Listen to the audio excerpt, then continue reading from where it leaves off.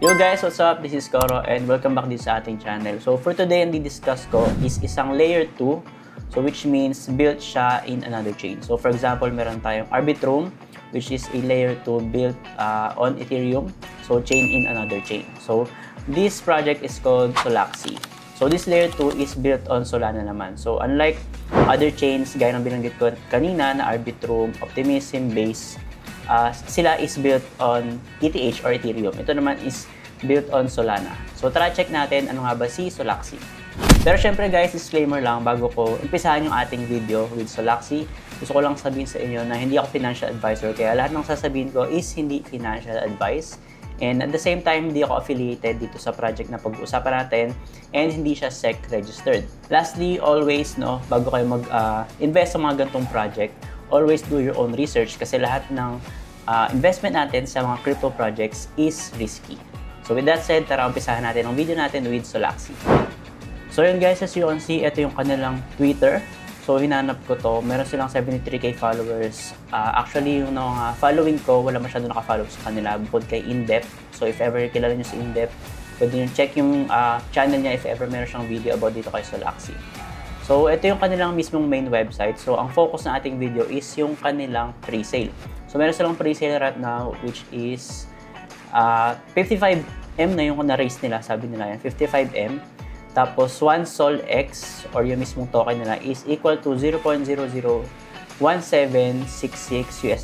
per token.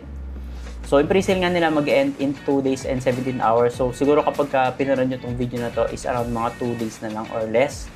Tapos yun nga, layer 2 to. So if ever hindi nyo alam yung layer 2, gaya ng sinabi ko nung umpisa, is blockchain siya na created under or on top of a blockchain. So for example nga sa Ethereum, may iba't iba tayong mga layer 2 kay Ethereum. Meron tayong Arbitrum, Base, ZK Sync, Linya, ayan. So marami tayong mga layer 2 kay ETH. Dito naman kay Solana, first time ko nakakita ng layer 2. So hindi kasi ako masyadong nag-explore ng ibang mga layer 2. So ito lang yung nakita kong layer 2 kay Solana, which is Solaxi. And yun nga, meron silang pre-sale. So, bibili ba ako? Hindi ko pa sure. Pero yun, check natin kung ano yung kanilang mga tokenomics, history, facts, and yung staking nila. So guys, yung total supply ng kanilang token, which is yung Sol X, is merong 82 or halos 83 billion yung total supply. So medyo madami siya. Tapos nakikita nyo naman dito yung allocation. 20% is for the treasury, 15% sa marketing, tapos 25% sa rewards kasi meron nga tayong tinatawag na staking, siguro kasama yon. Tapos 10% sa listing. Although hindi ko pa alam kung sino mga magli-list sa kanila kasi wala pang CEX or mga central exchanges na nag-a-announce ng listing ng Solaxi token. Pero yun nga, huwag kayo mag-alala kasi lahat naman ng central exchanges, hindi sila pwedeng mag-announce ahead of time. Kailangan nilang mag-announce ng malapit pa lang dun sa mismong listing. And ang listing nito is mangyayari sa 23. So after ng pre-sale nila, mag-list na rin agad sila NPGE. So lastly, meron silang 30% na for development. So kailangan kasi natin yan. Siyempre, para mag-progress yung project, kailangan natin maglaan ng funds for the development. So guys, pag naman pumunta kayo dito sa kanilang history, parang meme lang siya, nakikita nyo, medyo nakakatawa ang itsura. So yan 495 BC Ancient Greece, 490 si Da Vinci, si Albert Einstein 1905, Nikola Tesla 1888, and Steve Jobs 2007, founder ng Apple. 2013 si Vitalik. So if ever hindi nyo kilala si Vitalik, siya ang founder ng Ethereum or ETH. Tapos yan, 2025 Solaxi. So ito lang history nila, parang medyo meme siya. So sa FAQ naman, meron lang akong isang gustong pakita, which is ito, what is Solaxi. So sabi nila groundbreaking, layer 2 daw to, solution built on Solana. So kasi guys, yung mga layer 2 kaya siya nabibuild or nabibuild kasi gusto nila ng mas mabilis and unparalleled speed, scalability, and reliability, solving key challenges like network congestion and failed transactions. Although mabilis and cheap si Solana, may mga times pa rin talaga na pag sobrang daming gumagamit is nagkakaroon tayo ng mga failures sa transactions, which means, ibig sabihin nun, congested yung mismong blockchain nila or mas dumadami yung mismong transactions, nagkakaroon sila ng bottleneck sa kanilang mga operations. Kaya minsan guys, makikita mo na may mga failed transactions o kaya minsan naman sobrang tagal mag-reflect ng transaction mo, which means dun sa mismong explorer or sa blockchain, hindi agad magpapakita yung transaction mo kasi nakapila pa siya. So yung mga layer 2, binibuild yon para masolusyonan yung mga ganong bagay, which is nire-retain pa rin niya yung mismong original na chain kung saan siya naka-build. For example, si Arbitrum, originally yung mga security or something speed ni ETH, nare-retain pa niya yung ibang mga mga parts or yun nga efficiency and security, nare-retain pa rin niya. While at the same time, nagkakaroon siya ng solution sa ibang mga parts like, di ba for example sa ETH, mas mahal yung ating gas fee doon. Sa Arbitrum naman, mas mura and at the same time, mabilis na rin siya doon. So same with Solaxi and this time with Solana blockchain naman. So layer 2 siya ng Solana, kaya yun, Solaxi. So derived from Solana na pangalan, Solaxi. Next guys, yung kanilang staking, as you can see, as of June, kasi kaka-live lang nitong staking nila, meron nang naka-stake na 110 million ata to, no? If I'm not mistaken. Ayan. So marami na naka-stake ngayon kasi ang pwede mo palang gawin after mo bumili is mag-stake kasi nga hindi pa rin siya nag-TTGE and hindi pa siya nililisting, which is mangyayari pa lang sa 23rd ng June, which is 2 days na lang from this moment. So guys, as you can see, ito may nakita akong post from Crypto Meme Coins. So meron silang parang dito, info about Solaxi or SolX na token. So hindi pa siya launch. TGE and listing set on June 23 gaya ng sabi ko. Right now, meron silang 53M raised. Pero ngayon, sa website nila is 55M na siya. Whales buying in 500K US dollars in 48 hours built on Solana, cross-chain with Ethereum.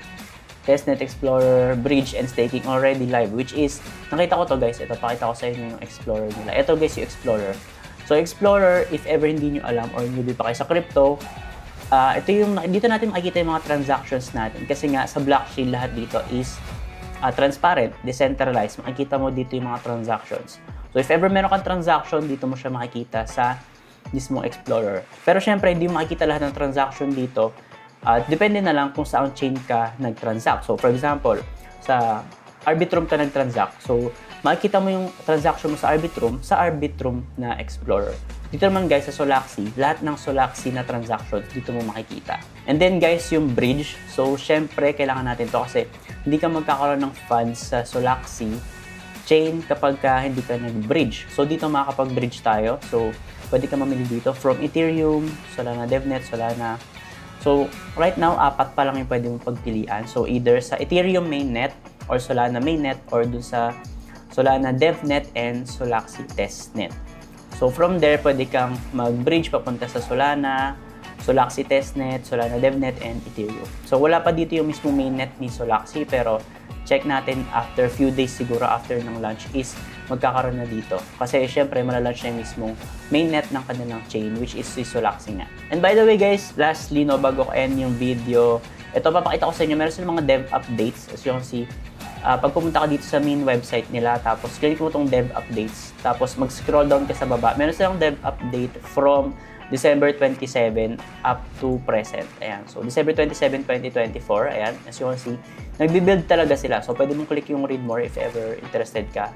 And pag read more mo, makikita mo naman yung mismong mga updates ng developer nila dito. And ang kanilang last update is nangyari 2 days ago, which is June 19th. So, 16th update to nung dev nila. Ayan. So, nag-burn sila ng 20 billion tokens ng Solaxi or SolX. So, nakita ko yan. Ito yung mismong proof. Ayan, as you can see. Verified by Web3 Toolkit. So, nag-burn sila ng June 19. Ito yung transaction details. So, pwede mong click yan para makita mo. So, makikita mo sa Etherscan. Kasi guys, kaya siya nasa Etherscan sa Ethereum blockchain na Explorer. Kasi guys, multi-chain yung kanilang mismong token. So, nag-exist din siya sa Ethereum. So, ayan, nag-burn sila ng 20M tokens. Ayan, Solaxi ERC20 Solaxi. So, may counterpart yan na Solaxi token sa ibang chain, sa Solana and sa Solaxi mismo na blockchain. So, magkaiba ng ano yan guys ng contract address. So, if ever hindi nyo alam, make sure na magtanong-tanong muna kayo sa community nila if ever hindi ka sure sa mga transaction mo. Or you can DM me sa Telegram kasi doon ko mas nakikita yung mga DM mo. So, I think guys, yun lang muna para kay Solaxi. So, if ever magkakaroon ako ng update dito, I'll make sure na mag-post ako sa either sa TikTok, sa Facebook, sa Telegram, or syempre sa Twitter. Kaya make sure na nakafollow kayo sa lahat ng ating social media channels. And if ever nag-iisip kayo kung mag-invest ako dito sa Solaxi, so pinag-iisipan ko pa kasi first time ko nakakita ng layer 2 sa Solana.